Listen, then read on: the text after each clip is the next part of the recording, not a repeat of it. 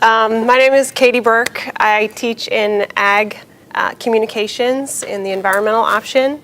And I want to share with you today just a few things that I've learned over the past year. A year ago, I was brand new to teaching full-time. I have a 100% teaching appointment, and I was brand new to teaching online. So I participated in these types of activities as well as the Online Essentials course, helped me out tremendously. What I'm going to share with you today is nothing revolutionary, but there are a few things that you can potentially incorporate into your classes this semester that will help build community in your asynchronous online class. So obviously asynchronous means we never meet all at the same time. We never have a virtual meeting all at the same time. For my students, several of them work full-time, they have families, it's hard to schedule that type of thing, and others are overseas or across the country, so asynchronous just works for me. I know there are pros and cons to each, but it's easy to forget about a sense of community and a sense of community learning, as a couple of the others have already said.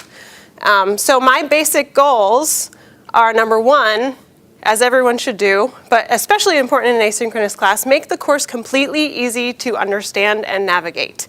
If a student, I consider it kind of like a customer service. If a student isn't having a pleasant experience navigating your course, they're probably not going to be too excited about engaging with other people. It's going to take more effort for them to really be actively engaged. This takes a large effort up front in course development, but it's going to pay off later on because you won't get as many questions from students. Also, the second goal is teacher presence, which a couple other people have touched on a little bit. I don't do videos weekly. I don't do videos on a regular basis of myself, but I do a welcome video absolutely at the beginning of the semester. 3 to 4 minutes. Sometimes I think that's even too long. I'm not sure if it holds their attention, but it's just like, hey, this is me. This is what we're going to do in this class. Here's where you got to go if you have questions. Here's a little bit of information.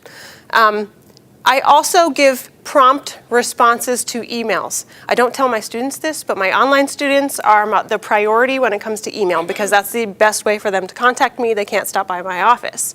And sometimes I do other spontaneous videos throughout the semester to explain something complicated.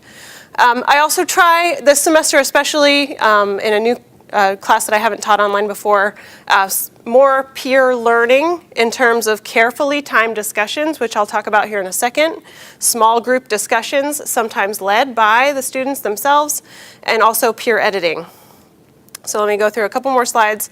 Welcome video, we're not going to watch it, but even in the video, and every time I talk to the students, interact with the students, I say, don't hesitate to contact me, email me, tell me that you need things. In terms of small group discussions, the first couple discussions in the semester we have as a large group, a large being like in the teens, 19 people. But in the Online Essentials class last summer that we took, several of us, there were, I think, somewhere in the teens, a number of class students, 16 or so. I found myself being a very bad student, and I would just scroll through the discussion responses. I did not read everyone's discussion response. But immediately when they put us into small groups of 4 or 5, I dove into everybody's discussion response. So even in a small class like 15 students, breaking them up into smaller groups is going to help them be more engaged. I also require peer responses, and I break it out in this type of schedule. You have your really motivated students who respond to discussions early in the week, and then they have to keep checking back because they need to respond to a peer later on. Well, again, it's back to that. If they're confident in your class and in what they're doing, they're going to do better. So everybody's response is due on Friday this semester, then everybody knows that they have the weekend to respond to their peers. So structuring your discussions a little bit differently also helps. And it just so happens that this semester I have discussion responses every other week. For some discussions this semester, I'm going to have small groups create their own questions, especially for upper level courses, make sure that they understand how to structure good questions. But that way they're more engaged with each other. I'm going to put them into teams of 2 so that they can figure out discussions together as a team to present to their group of 4 or 5. And then also incorporate peer review, again, especially for upper level classes.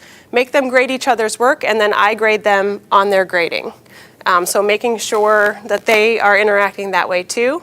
And then other little things. Facebook, GroupMe, those types of things. Whenever someone likes what you said, it just feels good.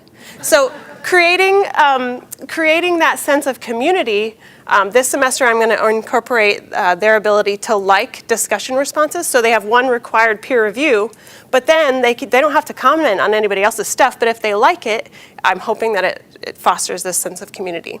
Another little thing, occasionally, when I think I'm giving complicated feedback, I will print out their assignments, mark them up by hand, scan them, and send them back to them. The Canvas tool for grading can be helpful, but it's not helpful for every circumstance. So those are what I do. Those things are, again, fairly simple, several different things, but hopefully you've taken away something small that you can incorporate into your class. Thank you.